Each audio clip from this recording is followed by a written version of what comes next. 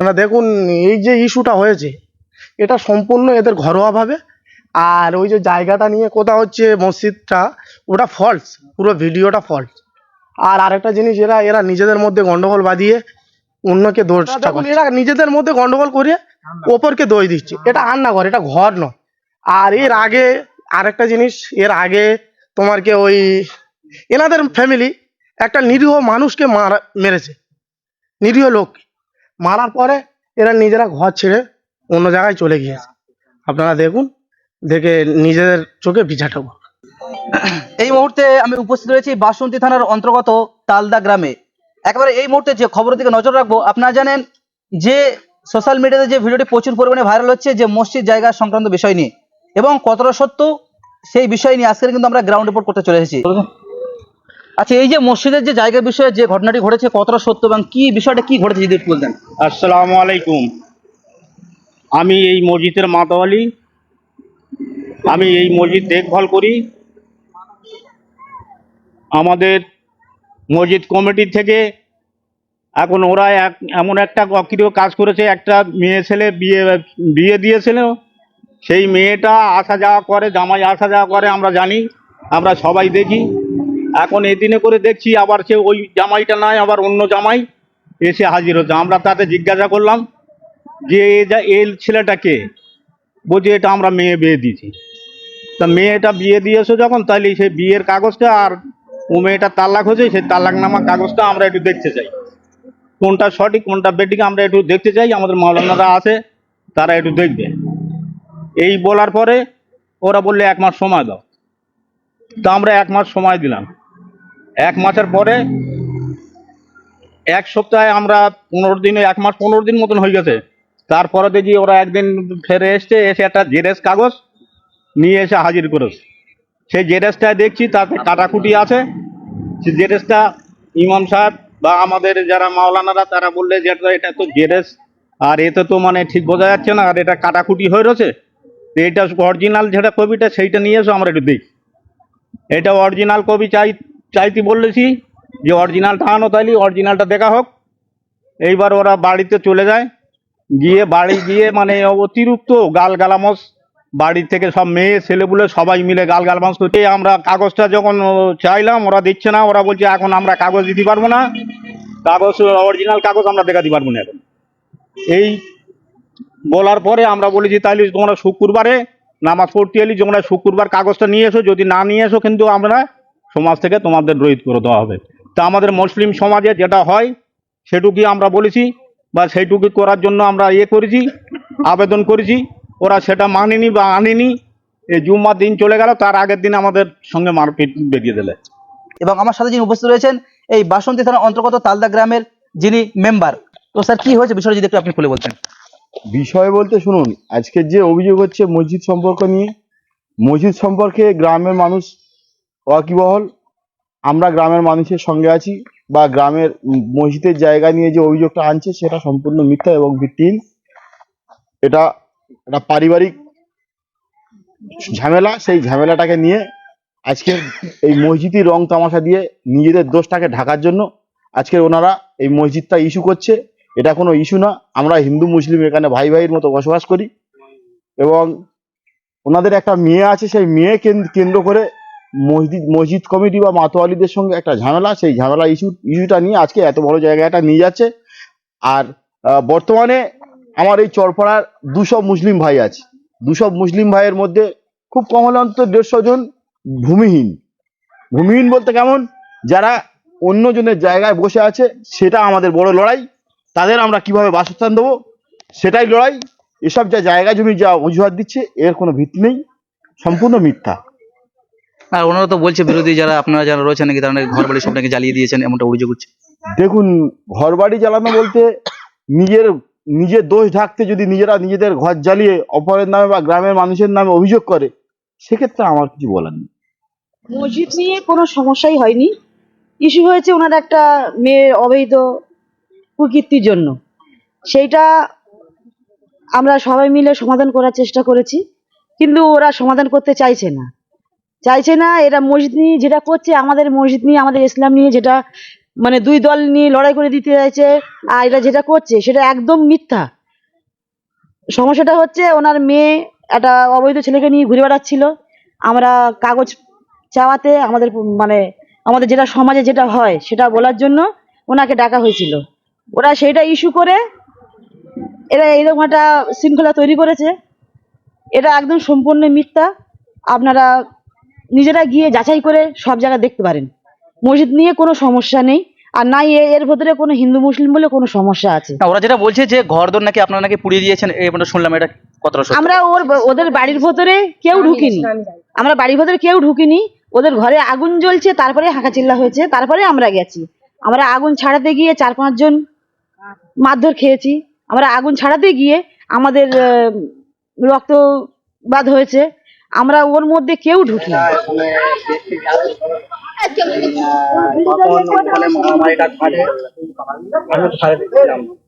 এসে দেখি আমার ছেলের মাথা ফাটা, আমি আসি এসে দেখি মাথা ফাটা অবস্থায়, ওখানে মাথা টানি দেয়, আমি সাথে সাথে ছেলেটা কিনে ডাক। গত বৃহস্পতিবার সন্ধ্যাবেলার ঘটনা। ওই মেম্বার এসেছিল আর কিছু লোকজন গ্রামে এক জায়গায় কাঁড়ি হয়েছিল। আমার মাকে ডাক করায় যে এখানে আসার কথা বলে। তো আমার মা একা ওইখানে গিয়েছিল। আমার মাকে বলা হয়েছিল যে তোমার বড় মেয়ে তো জালে জড়িয়ে গিয়েছে, তা জায়গাটা লিখে দাও 5 কাঠা আর 50,000 টাকাটা দিয়ে দাও। তা ওই ইস্যু করে আমার মা বলছে যে না, আমরা জায়গা লিখে দিতে পারবো না বলে আমার মা ওখান থেকে উঠে আসার সাথে সাথে হল্লা মেরে অন্তত 30 থেকে 40 জন লোক আমাদের ঘরে ঢুকে যায়। আমরা ওই অবস্থায় আমরা সবাই যে যার মতো বাইরে ছিলাম। তারপরে সবাই ঘরের ভিতরে ঢুকে যাওয়ার সাথে আমাদের একটা বড় বৌমা, সে মোবাইল নিয়ে ভিডিও করছিল যে দেখুন আমাদের কিভাবে অত্যাচার করতে আসছে এতগুলো গ্রামের লোক মিলে। সেই ভিডিও করার সময় ওর হাত থেকে মোবাইল ছিনে নেওয়া হয়, ওকে মারধর করা হয়, মোবাইলটা চুলের ভিতরে আগুনে জ্বালিয়ে দেওয়া হয়। আমার মা ওই ক্ষেত্রে বউকে ছাড়াবার জন্য পিছন দিক থেকে এসে ওই মেয়েটার উপরে হামলা করে ওই বউকে ছাড়িয়ে নিয়ে উদ্ধার হয়ে আমরা ঘরের ভিতরে ঢুকে যাই। আর কুরবান লস্কর, আনার আলী মোল্লা সবাই এসে ওই মারাপিটি চালু করে। দুটো একটা ছেলেপুলে বাইরে ছিল, তাদেরও পায়ে কিছুটা আঘাত লাগে। তারপরে সবাই আমরা ঘরের মধ্যে ঢুকে পড়লে আমাদের জানের ভয়ে জানালা দিয়ে এত ইট পাটকেল বাড়ি লাঠি মারা হচ্ছিল, বৃষ্টির মতো জানালাগুলো সব ভেঙে পড়ে গিয়েছে। সামনের দিক থেকেও ইট অবিরতে ছুটছিল। আমরা তখন ঘরের মধ্যে ছিলাম। তারপরে ঘরের মধ্যে থাকা অবস্থায় আমাদের ঘর জ্বলে যাচ্ছিল। তারপরে যখন আমরা একটু করে বার হই, ওরা আবার হল্লা মেরে আসে, আবার আমরা ঘরের ভিতরে ঢুকে যাই। এই অবস্থায় আমাদের একটা মেয়ে পালিয়ে ক্যাম্পে চলে গিয়েছিল। ক্যাম্পে চলে গিয়ে আইনের দ্বারস্থ হয়েছি। এখন আমাদের নিরাপত্তা আইন আমাদেরই দুবেলা নিরাপত্তা দিচ্ছে। আমাদের কালকেও জানের ভয়তে আমরা সন্ধ্যাবেলা বাড়ি থেকে পালাতে হয়ে গেছিলাম। তারপরে আইন এসে, প্রশাসন এসে আমাদেরকে সব সময়ের জন্য পাহারা দিচ্ছে। দুপুরে 2 জন আসছে, সকালে আসছে, রাতেও 2 জন আমাদের ডিউটি ছিল। আমরা এই অবস্থায় এখন আছি। আপনারা এখন বিচার করুন যে কিভাবে আমরা এই অসহায় অবস্থায়, নিরীহ অবস্থায় বাঁচবো, বা আমাদের জায়গা জমি মাদ্রাসা মসজিদ কিভাবে বাঁচবে।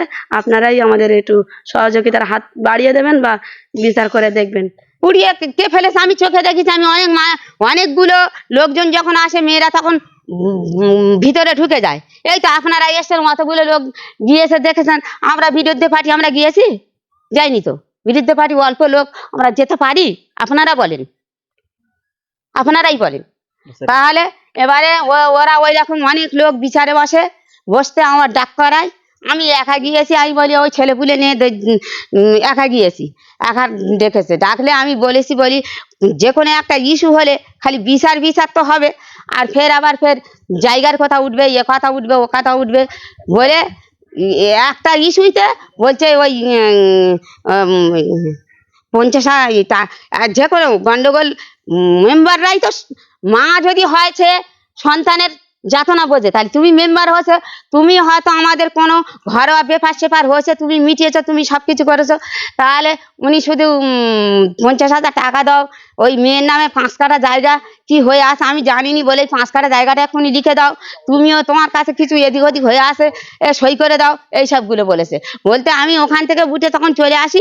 বলি আমি বিচারটা এখন এই মুহূর্তে মানিনি, পরে আমি চিন্তা ভাবনা করবো।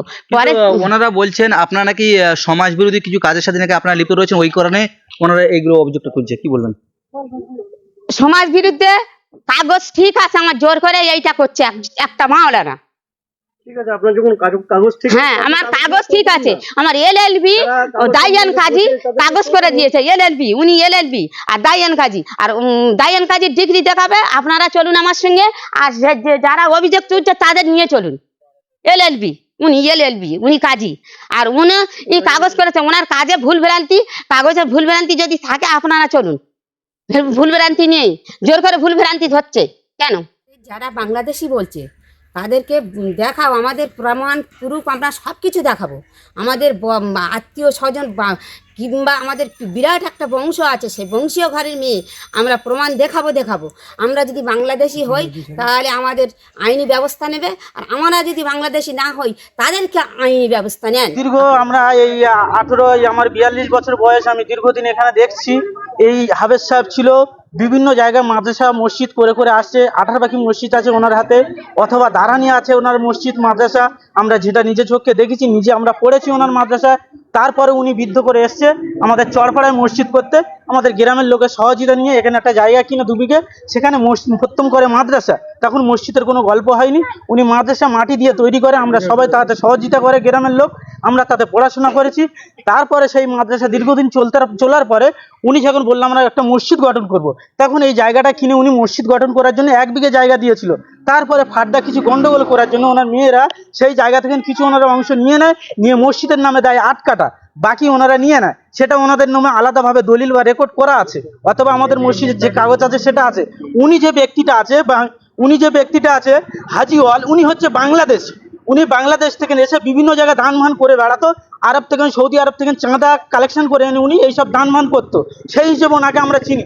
ওনার যে ওই 3টে মেয়ে আছে বলছে যে ওনার মেয়ে, ওনার ওটা মেয়ে নয়, ওনার মেয়ে হচ্ছে ওনার বাবার ওনার মায়ের প্রথম বিবাহ হয়েছিল 18 বাকি, তার নাম আমি মহাদ্দেশ মোল্লা কি আমি ঠিক জানিনি, সে যাই হোক ওনার 18 বাকি বিয়ে হয়েছিল।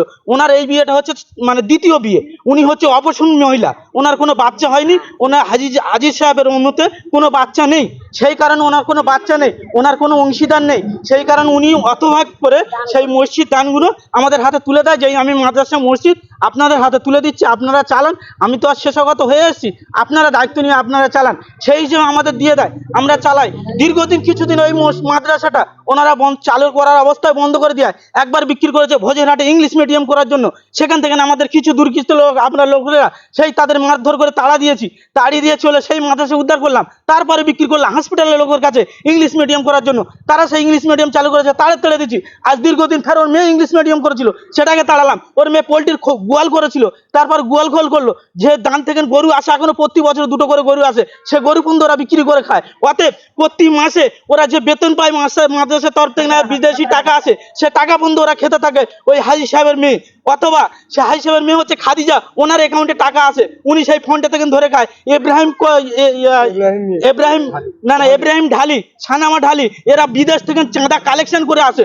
অথবা যে মেয়েটা আছে হাজি সাহেবের, যে ছোট মেয়েটা যে অভিযোগ করছে, সেই ছোট মেয়েটা এখন বর্তমান উনিও বাংলাদেশের সঙ্গে সংসার করছে। ওনার সাথে যে স্বামীটা সংসার করে, সে স্বামীটা কামার শেখ, ও হচ্ছে বাংলাদেশি। ওনার জন্মিত 3টে বাচ্চা আছে, এখানে জায়গা কিনে ঘর বেঁধে আছে। যখন এই কাগজের তর্জন্ত হচ্ছে, সে এই ঘর ছেড়ে পালায় বাইরের দেশে। কেন এইভাবে বাংলাদেশিদের আশ্রয় দিয়ে ওরা ব্যবহার করছে? আমাদের বলছে যে ওদের সবকিছু ডকুমেন্টস আছে। যখন ডকুমেন্টসের খবর হচ্ছে, সে তখন বাংলাদেশে এই দেশ ছেড়ে মানে অন্য কোনো রাজ্যের মধ্যে অন্য কোনো এতে গিয়ে এখন ব্যবহার করছে। আমরা চাই সঠিকভাবে আইনভাবে এটা তদন্ত করুক, কেন ভাবে আমাদের গ্রামের মিথ্যাভাবে বদনাম দিয়ে যাচ্ছে ওরা। আচ্ছা, ওরা যেটা বলছে যে যারা বিরোধী দল যারা রয়েছে, ওরা বিষয় করে বিশেষ করে যে এই মসজিদ যে বিষয়টা যেটা তুলছে, হ্যাঁ বলুন, সোশ্যাল মিডিয়াতে যে উঠছে যে মসজিদ বিষয়টা নিয়ে গন্ডগোলটা হচ্ছে, এটা কত ওরা বিরোধিতা কেন করছে? কেন করছে বিরুদ্ধটা? যে ওরা চাইছে এই জায়গাগুলো আমরা হেতড়ে বিক্রি করতে চাই, কারণ মাদ্রাসা 3বার বিক্রি করেছে, বিক্রি করতে দিচ্ছি না, সেই কারণে ওরা উঠে পড়ে লেগেছে মাদ্রাসাটা বিক্রি করার জন্য। চলন্ত মাদ্রাসা, ওখানে টাইমিং ধরে মানে 10-12 লাখ টাকা দিয়ে টাইমিং করেছে ওই হাই সাহেব, সেই মাদ্রাসা এখনো পর্যন্ত কেউ চালু করতে পারছে না। এই যে জায়গাগুলো ওরা দাবি করছে, জায়গাগুলো কি ওদের কোনো মানে কাগজপত্র কিছু রয়েছে কি? না, ওদের কোনো ডকুমেন্টস নেই, এসব সব অবানামা আছে। মাদ্রাসা মসজিদ অথবা আমাদের এখানে মসজিদ মাদ্রাসা যখন উনি দান করে তখন উনি বলেছিল যে কেউ একটা গোরস্থানের দান দিতে পারবে না, তখন আমাদের এখানে মানে হাইবত লস্কর উনি দিয়েছিল 5 কাঠা, ওনার ছেলে অজব আলী লস্কর উনি দিয়েছে 5 কাঠা। সেইভাবে সবকিছু অবানামা কাগজ আমাদের কাছে আছে। যদি প্রমাণ দেখতে চান, আমাদের গোরস্থানে কিছু কাজ করেছি, আরো কিছু বাকি আছে, সেই কারণে আমরা এই দোকানটা বেঁধেছি, যাতে পরবর্তীকালে ভাড়া দিয়ে আমরা ইমাম সাহেবের মাইনে, মাওয়াজ্জেনের মাইনে, মসজিদের কিছু কাজ আছে, সে কাজ যাতে উন্নতি করার জন্য আমরা এই ব্যবস্থাটা নিয়েছি। আমরা গ্রামের সহযোগিতা সবাই করে আমরা এই ব্যবস্থাটা নিয়েছি। এই আমার ব্যবস্থাই শেষ। আপনারা আরো যদি যাচাই করতে চান, আমাদের গ্রামবাসী আছে, তাদের থেকে জিজ্ঞেস করতে পারেন, আমাদের কোনো অসুবিধা নেই।